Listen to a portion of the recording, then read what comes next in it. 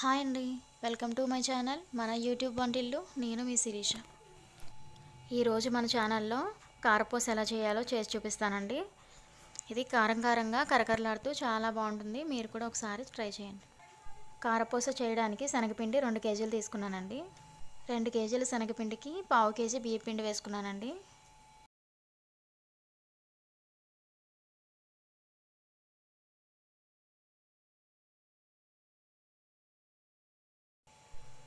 సరిపడా సాల్ట్ కూడా వేసుకొని బాగా కలుపుకోవాలి.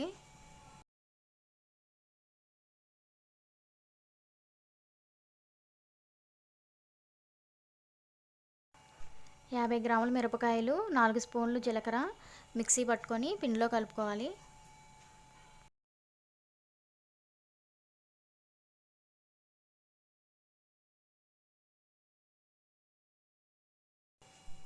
కొంచెం వాటర్ వేసుకొని ఒక ముద్దలా కలుపుకోవాలండి.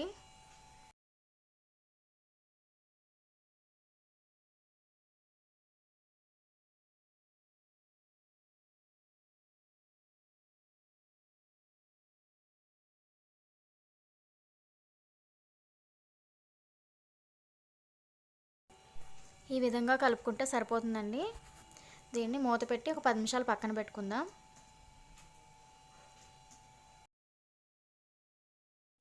స్టవ్ వెలిగించి కడాయి పెట్టుకొని డీప్ ఫ్రైకి సరిపడా ఆయిల్ పోసుకొని హీట్ చేసుకోవాలి. ఆయిల్ హీట్ అయ్యాక జంతికల గొట్టం తీసుకొని అందులో పిండిని పెట్టుకోవాలండి.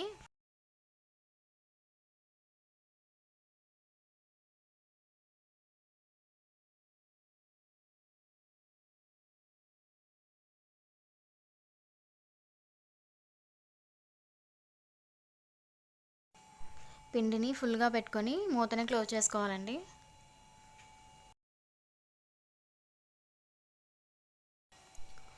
ఇప్పుడు కారపూసని డైరెక్ట్గా ఆయిల్లో అయినా వేసుకోవచ్చండి. లేదంటే ఇలా ఒక గరిటె మీద ఒత్తుకొని కూడా ఆయిల్లో వేసుకోవచ్చండి. అప్పుడైతే చేతికి హీట్ తగలదు.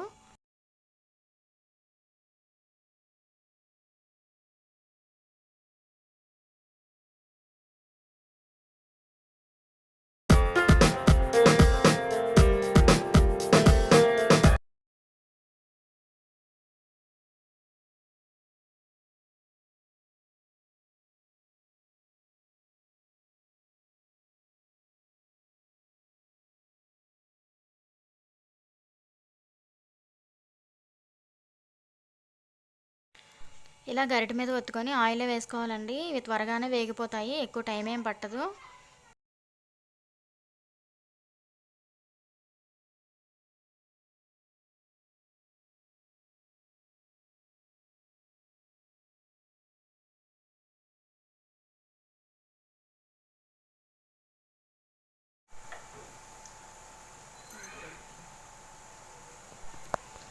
ఇలా పైకి వచ్చేసినాయి కదండి. ఇప్పుడైతే వేగిపోయినట్టే. ఒక ప్లేట్లోకి తీసుకుందాం.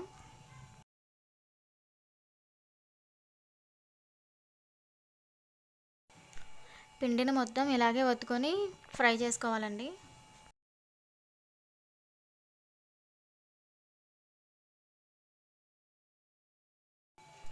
ఇంతేనండి, చాలా సింపుల్గా కారపూసను అయితే ఇంట్లోనే రెడీ చేసుకోవచ్చు.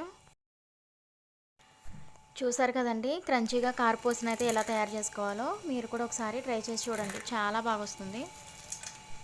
ఈ వీడియో మీకు నచ్చిందా? అయితే లైక్ చేసి షేర్ చేయండి. ఇలాంటి కొత్త రెసిపీలు మరెన్నో చూడాలంటే మన యూట్యూబ్ వంటిల్లు ఛానల్ని సబ్స్క్రైబ్ చేసుకోండి. రేపు ఇంకో కొత్త రెసిపీతో మళ్ళీ కలుసుకుందామండి. Thank you for watching.